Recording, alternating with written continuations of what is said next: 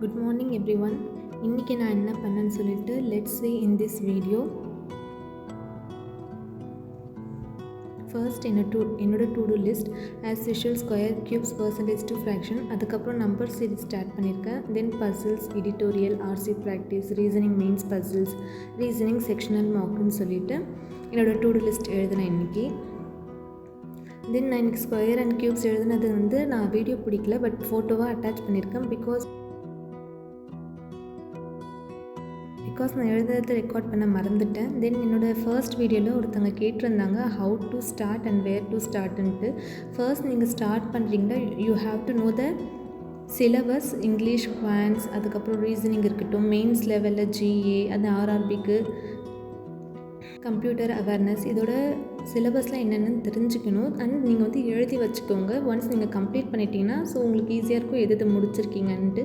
இங்கிலீஷ்க்கு RC, class test அது மாதிரி இருக்கிறது. குவான்ஸ்க்கு பர்சன்டேஜ், ரேஷியோ, ஆவரேஜ் நீங்கள் பேசிக் தெரிஞ்சு வச்சா தான் டிஐ போட முடியும், ப்ரிலியம்ஸ் லெவல் டிஐ. தென் ஸ்பீட் மேக்ஸ் இருக்குது. அண்ட் தென் அரித்மெட்டிக் இருக்குது. ப்ரிலியம்ஸில் வெயிட்டேஜ் எதுக்கு அதிகம்னு பார்த்தீங்கன்னா ஸ்பீட் மேக்ஸ்க்கும் டிஐக்கும் தான் அதிகம். பட் அரித்மெட்டிக்கும் வரும். மெயின்ஸ் லெவலில் அது ரொம்ப அதிகமாக இருக்கும். ஸோ நீங்கள் எல்லாமே கவர் பண்ணுறது ரொம்ப முக்கியம். இப்போ நான் ஸ்பீட் மேக்ஸ் தான் பார்த்துட்ருக்கேன். அண்ட் தென் குவான்ஸில் நானும் சிலபஸ் எழுதியிருக்கேன். ஒன்று கம்ப்ளீட் பண்ண அப்போ நானும் மார்க் பண்ண வச்சுட்டேன். ஸோ அதனால தான் எனக்கு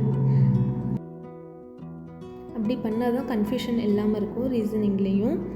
ஆஸ் யூஷுவல் ரீசனிங் எனக்கு நான் சொன்ன மாதிரி தான் எனக்கு பேசிக் கிளியராக இருக்குது. ஸோ மெயின்ஸ் லெவலும் நான் கொஞ்சம் இப்போ பார்த்துட்ருக்கேன். அண்ட் தென் நான் குவான்ஸில் நான் மிஸ்ஸிங் நம்பர் இன்றைக்கி பார்த்தேன். அதனால அந்த பிடிஎஃப் சால்வ் பண்ணேன். ஸோ நீங்கள் எதுலேருந்து படிக்கணும் அப்படின்னு கேட்டிங்கன்னா என்னோடய ப்ரிஃபரன்ஸ் ஃபஸ்ட்டு யூடியூப். ஃபர்ஸ்ட் வீடியோவில் உங்களுக்கு புரியாது, 4-5 வீடியோ பாருங்கள். எது உங்களுக்கு அண்டர்ஸ்டாண்ட் ஆகுதுன்னு சொல்லிவிட்டு அந்த டீச்சரை ஃபாலோ பண்ணுங்கள். அண்ட் ஹிந்தி சேனல்ஸில் நிறைய பிடிஎஃப்ஸ் கிடைக்கும். உங்களுக்கு சேனல்ஸ் தெரிஞ்சுக்கணுன்னா சொல்லுங்கள், நான் மென்ஷன் பண்ணுறேன். அண்ட் இது மாதிரி நான் என்ன முடிக்கிறேனோ அதோட பிடிஎஃப் சால்வ் பண்ணுவேன். இன்றைக்கி மிஸ்ஸிங் நம்பர் பண்ணதுனால பேசிக்காக தான் பண்ணேன். அது பிடிஎஃப் சால்வ் பண்ணியிருக்கேன். அண்ட் நான் அந்த மெத்தட்ஸுமே ரைட் பண்ணியிருக்கேன். நான் வீடியோ எடுக்க மறந்துட்டு வேணும்னா நெக்ஸ்ட் வீடியோவில் மென்ஷன் பண்ணுறேன்.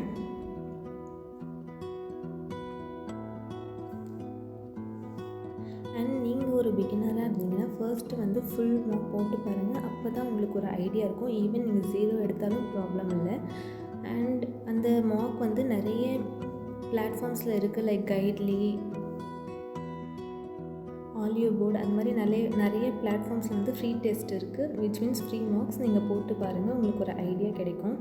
அண்ட் உங்களுக்கு எந்த டாபிக் வேணுனாலும் யூடியூப்பில் சர்ச் பண்ணுங்கள். அதில் நிறைய வீடியோஸ் வரும். உங்களுக்கு எது புரியுதோ அதை ஃபாலோ பண்ணுங்கள். ஃபர்ஸ்ட் வீடியோலேயே உங்களுக்கு புரியும்னா இல்லை, நீங்கள் நிறைய வீடியோஸ் பார்க்கணும். யாருக்கு புரியுதுன்னு நீங்கள் தான் தெரிஞ்சுக்கணும். உங்கள் அண்டர்ஸ்டாண்டிங் தான் அதில் இம்பார்ட்டண்ட். ஒருத்தருக்கு ஒரு மாதிரி புரியும். ஸோ மற்றவங்களோட உங்களை கம்பேர் பண்ணாதீங்க. அண்ட் தென் முடிஞ்சோடனே நான் மார்க் பண்ணிட்டேன். And then prelims puzzles solve பண்ணேன். அது ஃபுல்லாக வீடியோ எடுக்கலை. வீடியோ எடுக்கும்போது போட்டால் எனக்கு சரியாக வரலை. ஸோ தட் நான் ஃபஸ்ட்டு 2 பசில்ஸ் ஆர் 1 பசில் தான் வீடியோ எடுத்தேன். அதுக்கப்புறம் வீடியோ கட் பண்ணிவிட்டு நான் பசில்ஸ் போட்டேன். லாஸ்ட்டாக அந்த ஒர்க் ஷீட் கூட உங்களுக்கு காட்டியிருப்பேன்.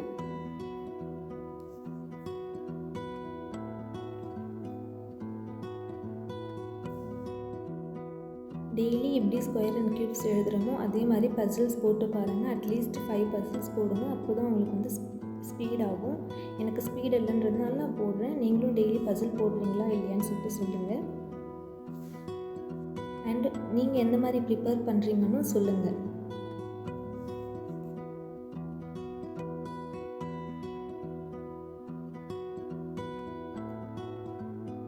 மோஸ்ட்லி அவங்க கொடுக்குற டைமிங்குள்ளே போட பாருங்கள். அப்போ தான் நம்மளுக்கு ஸ்பீடப் ஆகும். அப்படி இல்லைனாலும் போக நம்மளுக்கு டைமிங் வந்துடும்.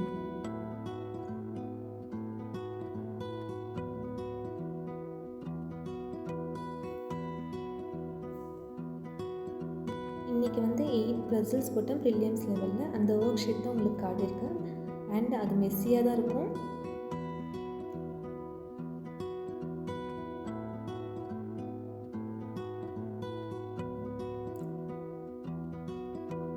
டிஃப்ரெண்ட் டைப்ஸ் ஆஃப் பசில் போட்டிருக்கேன். லைக் சர்க்குலர், அதுக்கப்புறம் மந்த், இயர் பேஸ்டு, அதுக்கப்புறம் வேரியபிள் பேஸ்டு இது மாதிரி போட்டிருக்கேன். ஸோ நீங்களுமே பசில்ஸ் டெய்லியும் ட்ரை பண்ணால் தான் ஸ்பீடப் ஆகும். அதுக்கப்புறம் முடித்தோடனே மார்க் பண்ணிட்டேன். அண்ட் அதுக்குள்ளே ஈவினிங் வந்துடுச்சு இந்த டாஸ்க்கெல்லாம் கம்ப்ளீட் பண்ணுறதுக்குள்ளே.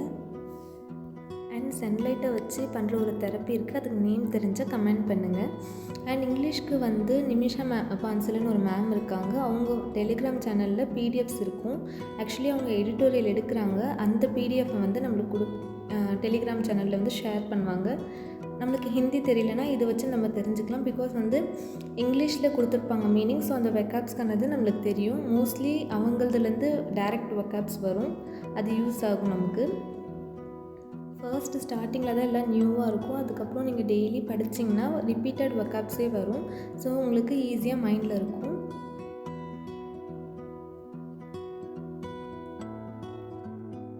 அண்ட் அவங்க வந்து பெய்டில் எடுக்கிற பெய்டில் எடுக்கிற கிளாஸஸோட பிடிஎஃப்ஸுமே ஷேர் பண்ணுறாங்க. அதை வச்சு கூட நம்ம யூஸ் பண்ணிக்கலாம். அவங்க டெலிகிராம் சேனலில் அவங்க பிடிஎஃப்ஸாக ஷேர் பண்ணுறாங்க.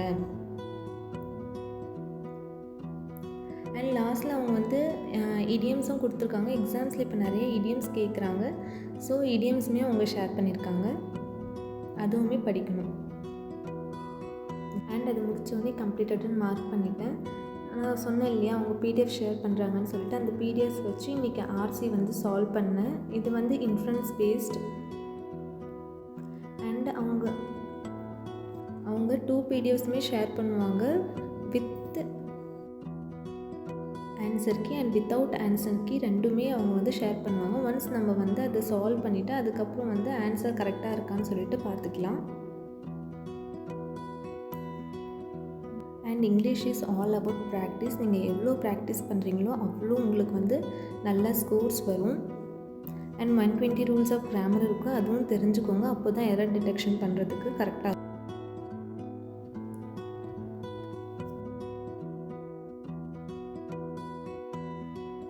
இங்கிலீஷ் ப்ரிப்பேர் பண்ண ஸ்டார்ட் பண்ணிவிடுங்க. அண்ட் தென் அது கம்ப்ளீட் ஆனவுடனே கம்ப்ளீட்னு மார்க் பண்ணிட்டேன். இங்கிலீஷ் மார்க் போட்டு நேற்று அதில் வந்து 11.25 வந்துச்சு. 12 கரெக்ட், 1 ராங்.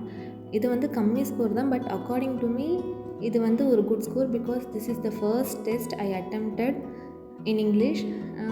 இது வந்து 3 ராங் ஆச்சு, but that's okay. As a பிகினராக இது ஒரு குட் ஸ்கோராக தான் நான் பார்க்குறேன். நீங்கள் ப்ராக்டிஸ் பண்ண இன்க்ரீஸ் ஆகிடும். That's not a problem. And then reasoning mark போட்டேன். This is the first highest score I got in reasoning, 20.75. This is not that much high, but நான் இதுவரையும் போட்ட மார்க்கில் எனக்கு ஹையஸ்ட்டாக வந்த ஸ்கோரே இது தான், 20.75. So that I am happy with this. Practice பண்ண வந்துடும். அண்ட் அதுவும் முடிச்சிட்டேன். அண்ட் ரீசனிங் மெயின்ஸ் பசில் நான் இன்றைக்கி போடலை, பிகாஸ் வீட்டில் கொஞ்சம் ஒர்க் இருந்துச்சு. அது கம்ப்ளீட் பண்ணவே எனக்கு சரியாயிடும். அண்ட் நீங்கள் எப்படி ப்ரிப்பேர் பண்ணுறீங்கன்னு சொல்லுங்கள், ஸோ தட் எனக்கும் ஒரு ஐடியா கிடைக்கும்ல. தேங்க்ஸ் ஃபார் வாட்சிங்.